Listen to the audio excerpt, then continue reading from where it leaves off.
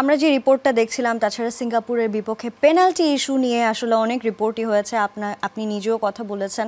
আসলে এই পেনাল্টিটা যদি বাংলাদেশের পক্ষে যেত সেক্ষেত্রে সমীকরণটা কি দাঁড়াতে পারতো? এই মুহূর্তে আসলে বাংলাদেশ কোথায় থাকতো? না, আসলে পেনাল্টিটা আসলে একটা দুঃস্বপ্ন আমাদের বলতে পারেন। কারণ পেনাল্টিটা যদি দিয়ে দিত তখন আমাদের 2-1 ছিল।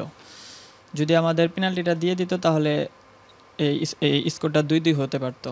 তখন আমাদের আর একটা পয়েন্ট আমরা এখান থেকে পেতে পারতাম।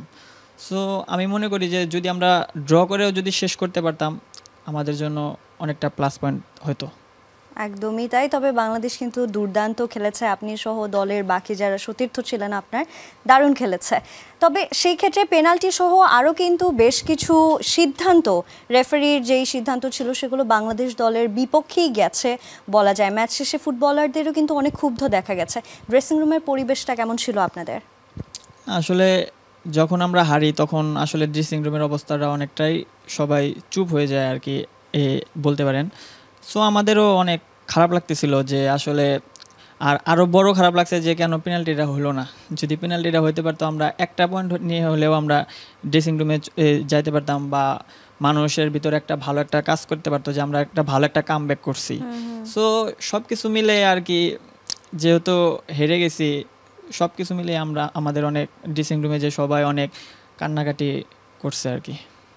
হামজা সমিতদের আসলে কি প্রতিক্রিয়া ছিল এই পেনাল্টি ইস্যু নিয়ে?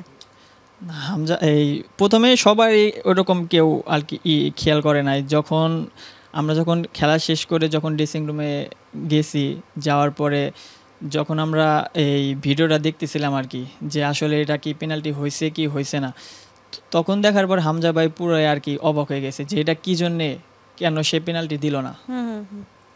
অক্টোবর উইন্ডোতে সামনে কিন্তু হংকংয়ের সাথে হোম অ্যান্ড অ্যাওয়ার্ডে ম্যাচ রয়েছে। এই ম্যাচ ঘিরে আসলে বাড়তি কোনো পরিকল্পনা কি দলের বা আপনার কি রয়েছে কিনা? না, আমরা যখন সবাই যখন বিদায় নেব তখন তো ডিনারের সময় আমরা সবাই একটা কথা বলি, কোচ বলেন সবাই, সেদিন প্রেসিডেন্ট আসছিল, প্রেসিডেন্ট সবার সাথে কথা বলছে এসে। তারপর কোচ একটা কথা বলতেছিল যে আমরা যেন এখান থেকে ভেঙে না পড়ি, যেহেতু আমাদের সামনে অনেকগুলো ম্যাচ আছে।